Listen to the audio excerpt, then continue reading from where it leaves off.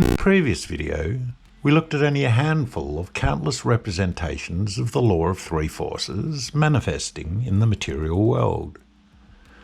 We looked at the emergence of the physical universe, the structure of atoms, and the structure of subatomic particles like neutrons and protons. We looked at quantum computing, the three forces of the grand unified theory, the electrical circuit, and we touched upon the philosophical ideas attributed to Hegel of thesis, antithesis, and synthesis. We learned how to look at the three forces not just as static principles, but as a dynamic process, and this brings us to something quite important. Forces are one thing, the mediums, substances, or realms through which they manifest are completely another thing. The carriers of the three forces change from one interaction to the next and can only be identified in relationship to each other at a given circumstance at the point where they meet. In one circumstance or another, the mind, body, or emotions, for instance, can assume the active, opposing, or neutralizing role. Our emotions might dictate how we respond to a given situation and determine the way things go, or intellectual reason might prevail, or the desires of the body. Much of our psychic life consists of arbitrating between the conflicting interests of these three distinct facets of our constitution and many other, less obvious, conflicting arrangements of our inner world. There is an allegory I'm quite fond of which illustrates this dimension of the esoteric religious triad, where the individual is said to be born with an angel on one shoulder and a demon on the other. From a static point of view, the angel is the active force, the demon is the opposing force, and the individual is the reconciling, or as it is sometimes called, the deciding force. But we can easily observe in ordinary life that sometimes the desire to do good things is the active force, sometimes the desire to do bad things is the active force, and we are swayed one way or another depending on how and where the third force manifests. We can find the dynamic imbalance of the law of three, which compels things to go in one direction or another in the most ordinary and most often overlooked things. Let's suppose we are studying for a very difficult and important exam. Our minds are determined to be across all the necessary components to pass the exam. We consider our intellectual resolve the active force. But then as the hours go by, bodily desire for sleep begins to overwhelm us. This presents as the opposing force. Before long, these two forces reach an equilibrium. The third force may enter in a wave of fear of the consequences of failing this exam. That compels us to deny the body of sleep and push through. Or it may enter in a way of an email which says the exam is postponed for a week, and so we succumb to the desires of the body. Ordinarily, the desires of our emotions, our rational mind, and our instinctive body are rarely in agreement, and there is no inwardly fixed hierarchical arrangements of which should predominate in our interactions with our outer and inner worlds. According to the literature of the esoteric religious world, a person interested in psycho-spiritual evolution must begin with the work of establishing an inner hierarchy, and to ensure that the rational mind, the emotions, and the body do the right work for which they were intended, that one does not interfere or usurp the role of another. We will examine this idea more thoroughly when we look at the ideas of Plato in the next video. In the meantime, Gurdjieff wrote, "The first fundamental law of the universe is the law of three forces, or three principles, or, as it is sometimes called, the law of three. According to this law, every action, every phenomenon in all worlds, without exception, is a result of a simultaneous action of three forces, the positive, the negative, and the neutralizing." So, clear examples of the law of three are to be found, according to Gurdjieff, not just in physics, or put more simply in the world of things, but everywhere, in all phenomenon, in our psychology, physiology, in politics, behaviour, decision-making, art, mathematics, geometry, music, and any other sphere we choose to consider. We find representation of the static principles of the law of three in the theories of academic psychology, such as the superego, the id, and the ego. In Freud's psychoanalytic theory, the id is a psychological component of ourselves which demands the immediate gratification of basic urges, needs, desires, and pleasures.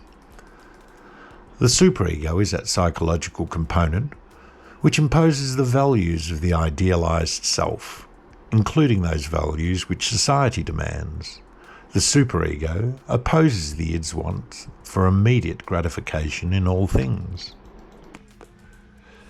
The ego is a psychological component of the personality that is represented by our conscious decision-making process, which mediates the impulses and base instincts of the id with the idealized self-image and societal expectations imposed by the superego. This triad can also be roughly viewed as a body, mind, and emotional triad, since the id is concerned chiefly with instinctual concerns and pleasures, the ego refers to the deciding mind, and the superego responds to transgressions through emotions such as remorse, shame, and guilt, through conscience, which is the emotional equivalent of consciousness. Freud and Jung are probably two of the best-known psychiatrists in history, but as much as they were the founding fathers of modern analytical theory, working together for a time and sharing similar ideas about the psyche, the two parted companies over irreconcilable differences in the way they viewed certain aspects of it.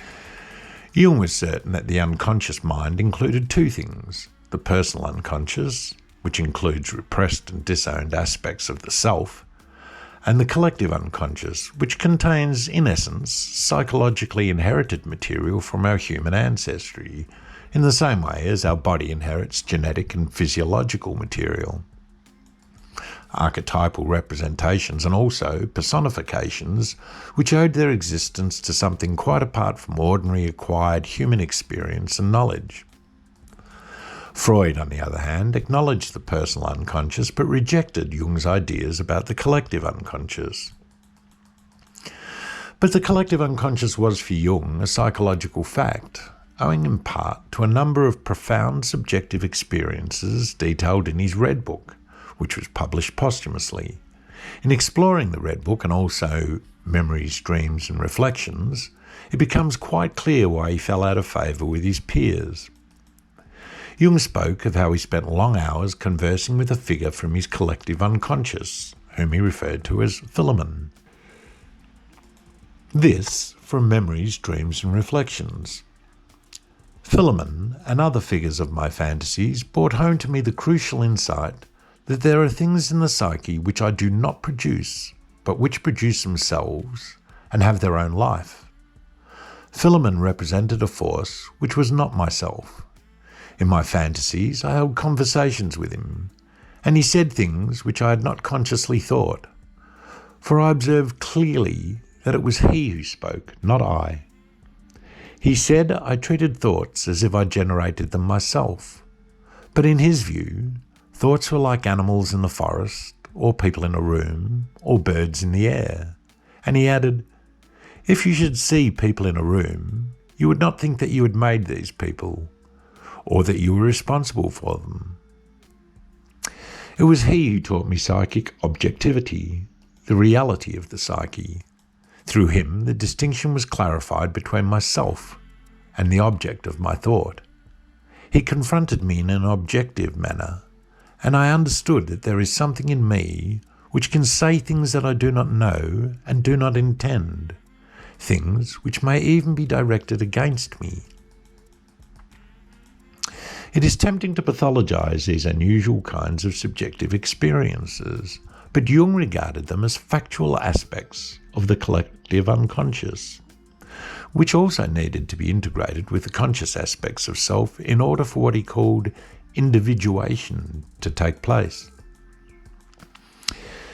It is interesting that the contents of his Red Book are unmistakably reminiscent of encounters with the numinous detailed in Gnostic literature, with which Jung was greatly enamoured, and actually, When an Agamadi library was discovered in 1948, the first book, which is now known as the Jung Codex, was gifted to him. Jung was born at an unfortunate time, inasmuch as he found rich psychological insight in esoteric religious literature, particularly Gnosticism, in his visions, dreams, and encounters with Philemon, precisely at the time when psychology sought to set itself up on an objective scientific footing. As a consequence, academic psychology coalesced around the ideas of Freud and his cohorts, such as Adler and Abraham, while Jung, though a successful and highly regarded psychiatrist in his own right, slipped out of the limelight.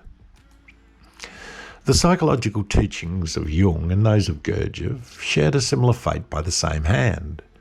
Both appealed to the esoteric religious knowledge of antiquity at a time when science was putting the religious world to the sword. But Jung and Freud shared many ideas. Both recognised that the idealised self needed to be reconciled with a factual reality of the contents of the shadow, in particular the negative, disowned features of the psyche. For Gurdjieff and a number of mystery school teachings, this destruction of the idealised self-image was a preliminary work and required before any efforts towards conscious evolution or the quest for self-unity could begin. For Jung, it was an integral part of the same journey. So we can contrast the Freudian and Jungian ideas of the superego, persona, and ego with those well represented by the shadows. Our idealised self-image, with which we ordinarily identify, the persona or mask which intends to impress or conform to social demands, and the broader idea of the conscious self, which is represented by the ego, are contrasted with our unconscious base motivations and our negative disowned realities, which we spend so much of our time defending or denying. The hidden and often horrifying reality of our inner world that we do not wish to see, contrasted with the idealised and acceptable face we show the world, and which we often imagine represents our totality. So Jung and Freud were in general agreement that it was possible for the binary opposite psychic contents of the conscious and unconscious to coalesce into a more integrated and unified representation of self. Jung also contrasted the collective conscious, which can roughly be described as consensus reality, with the collective unconscious, with the individual positioned between these worlds.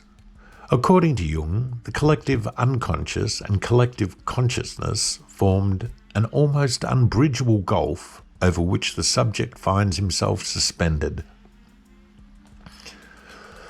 One of Jung's more important and enduring theories was that of the anima animus.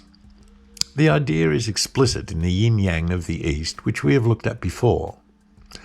Within the unconscious shadow of every man is a repressed feminine aspect or ideal, according to Jung, and within every female a repressed masculine aspect. In order for the self to be fully formed and healthily individuated, these unconscious aspects too must be integrated. According to Jung, the healthy integrated anima in a man will express itself as empathy, sensitivity, and the capacity for loving relationships, while a repressed anima manifests itself as moodiness, sentimentality, and hysteria. In a woman, the healthily integrated animus presents as strength of conviction, assertiveness, courage, and analytical thought, while a repressed animus manifests as aggression, ruthlessness, and argumentativeness. This particular theory is very well developed, but I only offer a rough overview here to give you the basic idea. If we overlay Jung's schematic of the psyche on the diagrams we have been using, we find that from his point of view, and to a lesser extent Freud's, that triadic arrangement is a feature of the psyche. I mentioned earlier that Jung drew on many esoteric, religious and philosophical texts from the East and West in arriving at his conclusions about the structure of the psyche. As we will soon see, we can find almost exact representations of Jung's ideas in the primary Gnostic material. But what is most interesting about this is that Jung's interpretation of the psyche was described in his book, The Psychology of Transference, in 1946, 2 years before the Nag Hammadi texts were discovered. So Jung could not have known about the sayings of Jesus found in these texts, which he might otherwise be accused of plagiarizing. It is true that 20 of these sayings were contained in earlier Coptic texts, which were available to him, but none of those included the ideas for which he is so well known. It is also likely that Jung's schematic of the psyche was otherwise, at least inspired by Plato's philosophy, which the Nag Hammadi text later revealed were also highly valued by the Gnostics. In fact, segments of Plato's Republic was found amongst the primary Gnostic texts of the Nag Hammadi library. So Jung's ideas, and others we have already discussed, are to be found in the sayings of Jesus from the Gnostic book of Thomas, an apostle of Jesus, and give some insight into the psychological character of his teaching. Saying number 3. Jesus said, "If you do not know yourselves, then you live in poverty, and you are the poverty." Saying number 23. Jesus said to them, "When you make the two into one, and when you make the inner like the outer, and the outer like the inner, and the upper like the lower, and when you make the male and female into a single one, so that the male will not be male, nor the female be female, when you make eyes in the place of an eye, a hand in the place of a hand, a foot in the place of a foot, an image in the place of an image, then you will enter the kingdom."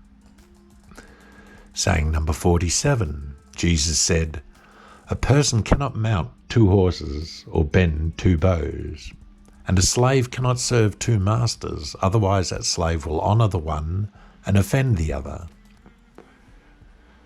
Saying number 48. Jesus said, "If 2 make peace with each other in a single house, they will say to the mountain, 'Move from here,' and it will move."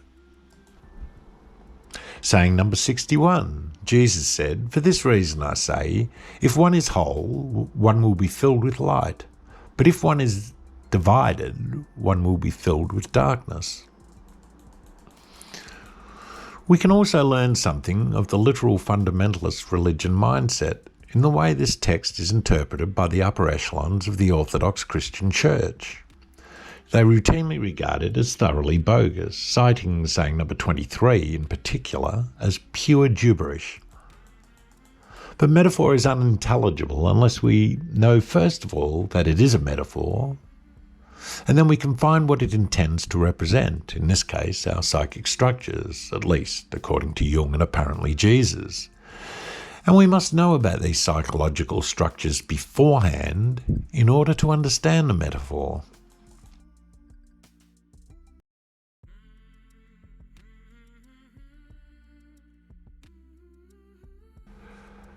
This brings to mind a curious statement Gurdjieff made, that the Bible was not intended for those who do not know, but rather for those who already know. When questioned about this apparently absurd remark, he explained that it demonstrated, to those who already know, that this knowledge, which we have only discovered in the last century, was already known thousands of years ago. And so the meanings of the sayings which we have looked at are an example of the inaccessibility of knowledge contained in certain religious literature, when viewed through the literal mindset of orthodoxy and through our ignorance of the knowledge they refer to. Ordinarily, we cannot meet the challenge made by Jesus in saying number 1, and so we dismiss esoteric literature and consider it contrived, bogus, or simply fairy tales. Saying number 1.